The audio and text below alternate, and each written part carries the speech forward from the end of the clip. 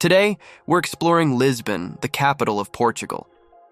This is one of the oldest and most beautiful cities to visit in the world, with its stunning architecture, reasonable prices, and delicious food. In this video, I'll be going over 9 of the best things to do and see in Lisbon that will make you want to book a flight ticket there right away. Let's start with number 1. Wander the city. You definitely need to stroll around the interesting neighborhoods of Alfama and Moraria below the castle. You can cruise through the narrow streets, passing by these impressive palaces covered in pretty tiles and hitting up squares with the sweet smell of orange trees. Plus, you can't miss those bars and cafes with sardines grilling outside. It's at the heart of Portuguese culture. Don't stress about having a detailed plan. Just roll with it and let yourself get a bit lost. You might stumble onto some stunning views. Just make sure your shoes are comfy, okay? Now, when the night kicks in, swing by Casa Defos in Moraria. It's got this fascinating backstory. It used to be home to Maria Severa, a singer from back in the 1800s. Nowadays, it's one of the most intriguing spots to soak in the soulful sounds of fado. And what's fado, you ask? Well, it's like this traditional Portuguese music that's all about deep emotions and storytelling. Think heartfelt tunes accompanied by a sweet Portuguese guitar. So, hitting up Casa Defos is your ticket to diving into this unique musical tradition. Head to Oficio Tasco a Tipico.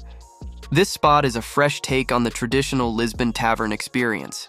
It used to be a Chiado steakhouse, but has undergone a stylish transformation into a modern twist on the classic Portuguese tasca. Why should you give it a shot? Well, it's the perfect middle ground between Lisbon's laid-back traditional tascas, those cozy family-run spots that are both cheap and cheerful, and the city's high-end dining scene. Oficio proudly labels itself as an atypical tavern, serving up top-notch wines and elegantly presented small plates designed for sharing. And here's the cool part. Michelin took notice and awarded Oficio a Bib Gourmand in 2022, declaring it one of the city's best places to eat without breaking the bank. Now, what should you not miss? Tough choice, because Chef Hugo Candias has cooked up a delicious menu of petiscos. Think tapas-style small plates. Expect super fresh fish and seafood stealing the spotlight, competing with a beautiful array of Portuguese cheeses and cured meats. Oh, and save some room for their famous and super unique sweet cheese tart. Check out Ciso Natos. Joaquim José Cortizo spent over 30 years collecting and studying industrial Portuguese tiles from closed-down factories.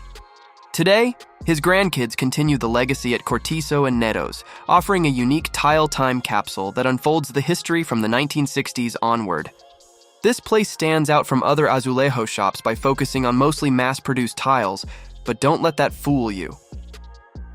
With hundreds of discontinued lines, it's essentially a museum showcasing style evolution over the decades, making it an excellent spot to find distinctive decorative pieces. The owner, over the years, gathered tiles from closing factories, and now his grandkids, the Nidos, are actively selling them.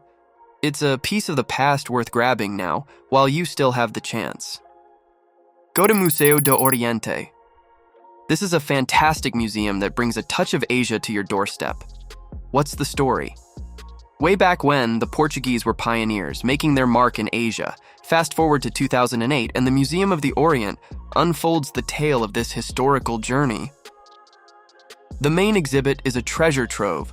Rare maps, priceless Chinese and Japanese screens from the 17th and 18th centuries, and Namban art with a Western twist. There's also a remarkable collection of artifacts from Timor. Make sure not to miss the Shadows of Asia display, which showcases shadow puppets from countries like Turkey to Southeast Asia, carefully chosen from the extensive Kwak-On collection. This place isn't just about displays. They offer courses in languages, cuisine, and even ikebana. And if you're into cultural vibes, they host concerts featuring everything from Asian tunes to fusion and world music and dance. Oh, and a heads up. Don't forget to check out the top-floor restaurant for stunning river views. Head to the unusual Panoramico Monsanto. This is a quirky gem with a history as diverse as its views. Nestled in Monsanto Park, this abandoned building has worn many hats. A luxury restaurant, bingo hall, nightclub, office building, and even a warehouse. Crafted by Chaves da Costa, this architectural UFO has undergone a rebirth as a viewpoint, living up to what many consider its true calling.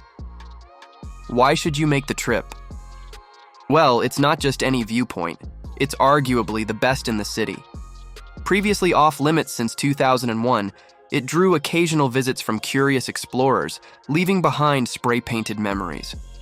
But the good news is, since September 2nd, 2017, it's officially open for exploration, thanks to Lisbon City Hall's efforts in cleaning up and ensuring safety. What makes it special?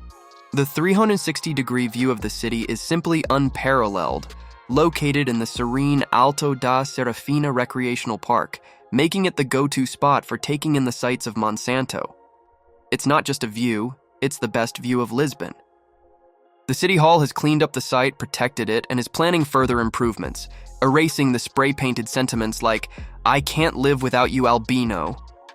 And here's the kicker. There's more to come. The ultimate transformation is yet to come, pending the results of an ideas competition set to be launched by City Hall in the future. Until then, enjoy the view. Get a taste of authentic Portugal at Casa de Lisboa. This is a charming spot that's been stocking traditional Portuguese canned goods since 1930. It's a small vintage shop with wooden panels that's been part of Lisbon for almost 100 years. What sets it apart? The shelves are loaded with a colorful array of tins: sardines, tuna, anchovies, fish paste, you name it. If you're a seafood lover, Casa de Lisboa is a hidden gem. This cozy store has been a local favorite for over 90 years, offering unique house brands like Tricana, Prata do Mar, and Minor. As you stroll through, those wooden shelves filled with vibrant cans practically beckon you to take a bit of Portuguese culinary tradition home. And what's great is that it's not just about the seafood. The store has expanded its selection to include gourmet jams and liqueurs, perfect for tourists looking to bring a piece of Portugal back with them. So, if you're up for cracking open a traditional Portuguese can and savoring a slice of Lisbon's culinary history, Casa de Lisboa is the spot to hit. Try some of the best ice cream of your life. If you like ice cream, then you definitely need to head to Santini's, the go-to spot for artisanal Italian-style ice cream that's been stealing the show in the greater Lisbon area for over 60 years. They serve up creamy, dreamy ice creams crafted the Italian way. Santini has been rocking the ice cream scene since 1949, and even with the competition, these guys always manage to snag the top spot. What's the story behind this place?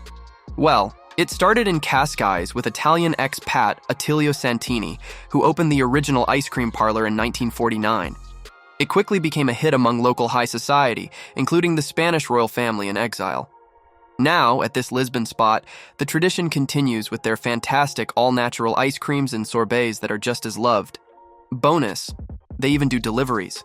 And you can't go wrong with the classic fruit and nut flavor, but make sure to spice things up with their seasonal specials for an extra treat. Shop and stroll around in Feira da Ladra. This bustling market in Lisbon has been dishing out bargains since the 13th century. Held every Tuesday and Saturday from dawn to dusk, this market is a true Lisbon gem. Believe it or not, it's been the go-to spot for the best deals since the 1200s, and it found its current home at Campo de Santa Clara in 1903. Coming here to spend a flea market day and checking out everything they have to offer will definitely be worth your time. Make sure to get there early to nab the best deals on a wide range of items, including clothes, books, vinyl records, and antiques. It's a bit of everything for everyone to take home. Visit Igia da Serra. This gem was built by the Jesuits with a touch of artistic flair from Filippo Terzi between 1565 and 1573. The ceiling is absolutely stunning. Originally, they planned a vaulted roof, but in 1582, they went for a flat wooden one. Who knew sturdy timber from Prussia could look so fancy with rich paintings? The side chapel dedicated to St. John the Baptist is the best part in my opinion, with lavish ivory, gold, and lapis lazuli, shouting out Portugal's colonial glory. And what's cool is that it was built in Rome, shipped to Lisbon in 1749, and took 4 years to put back together. The museum next door is filled with Italian goldsmiths' work, paintings, and seriously fancy vestments that are worth checking out while you're here.